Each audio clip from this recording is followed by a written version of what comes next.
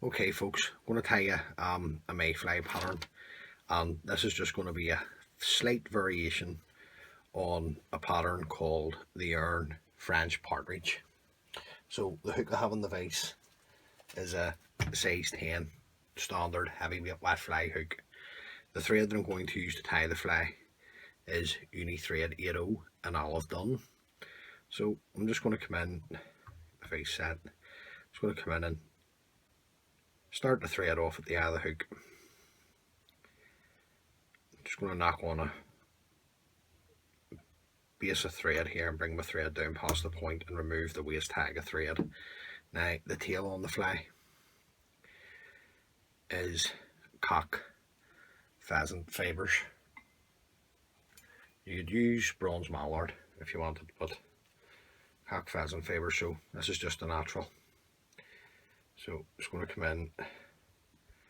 I'm looking to take around about a half a dozen or so and just remove them from the stem,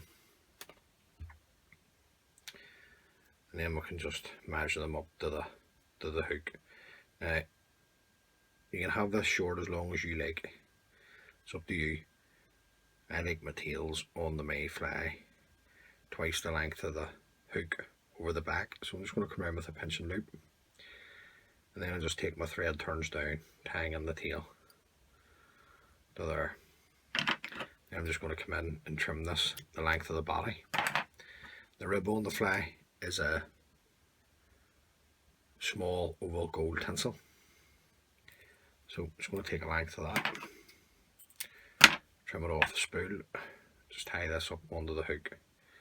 I'm just going to tie it in much the same length as the cut ends of the cock pheasant, and at this stage I'm just going to secure these two materials in.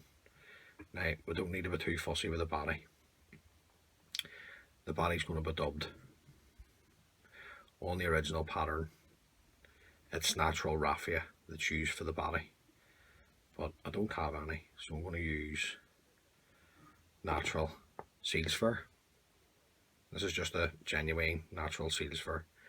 So I'm just going to take this, just dub it on. Always remember taking your dubbing the one way. Take another wee pinch.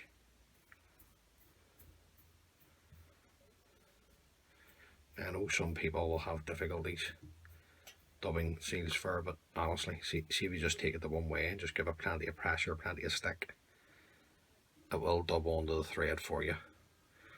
And then we'll simply just work our seal's fur up the length of the body. Anything that wants to go forward, we'll just come in, stroke it back, a couple of thread turns in front.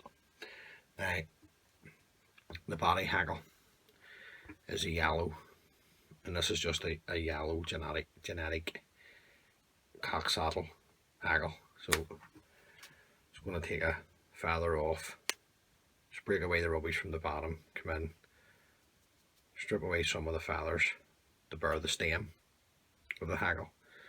Just offer this up to the hook, and with a couple of nice tight secure turns to tie everything in, and come in and trim away the stem. And then we're just going to palmer the haggle down the body. Now I like to get 3 turns on this pattern at the shoulder, because it saves me putting in a shoulder another haggle, and then again 3 or 4 turns down the body to there, keeping a hold of the tip. Just follow it around with your oval gold tinsel, and then you're looking 4 turns of the oval gold onto the body. Now keeping your oval gold tight, you can come in, you can break away your stem. Anything that wants to go forward, just sweep it back, bring your oval gold in front, follow it around with your thread, a couple of nice tight turns now just to secure it in. And then I'm just going to trim away the excess. Now I'm just going to come in with my Velcro and my lollipop stick. I'm just going to brush out some of the dubbing, but also any of the fibres that have caught in while I was winding up the haggle. Now if you want it more heavier dressed than that, you can put another haggle on here at the shoulder in yellow. That's the way the original pattern's tied. Right, just going to run my thread back down to the eye and back up again. I'm not going to bother, I'm happy enough with that. Now, the front haggle is a French Partridge, and you want the French Partridge haggle to be dyed an insect green,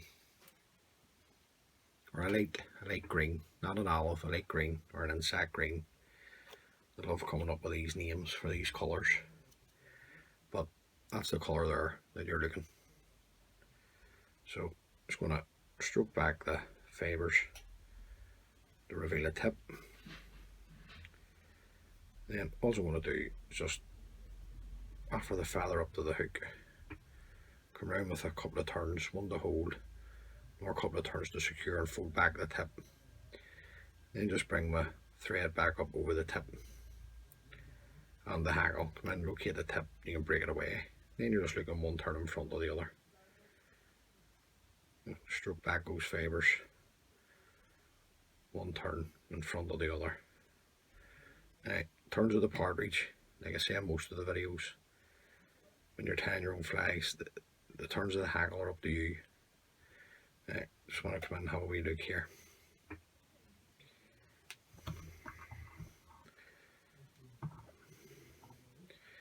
Now, just going to stroke this back. That's enough for me, so I'm just going to come in underneath, come around with a turn to hold, and then a couple of turns to secure. Now what I want to do is I want to strip off the remainder of the fibres that's on the stem, because I want to fold the stem back, but I don't want to be creating bulk. So just fold it back, bring your thread to the eye, and then you can work your thread turns up over the stem, building up your head at the same time. This will make the fly a wee bit stronger and just make it last that wee tad longer. So just building it up here. At this point, just want a nice head on the fly. Keeping my thread tight, come in and break away the stem, and then just come in with your whip finishing tool. Couple of turn whip finish, pull the thread up nice and tight, come in, trim it away. Now what we can do is we can come in and open up the French Partridge a bit, just to let you see the wee pattern. Just open it up, and then I'm just going to come in with some varnish onto the head, just to finish off. This is just clear #1 cellular varnish that I'm using. The Vineyard's product. So I'm just going to come around right round the head. Not worried about getting it into the eye at this stage. We can clean that out, and then you can come in with a wee bit of waste wire on your desk, and just, or a feather, whatever you like to use, and just clean out the eye.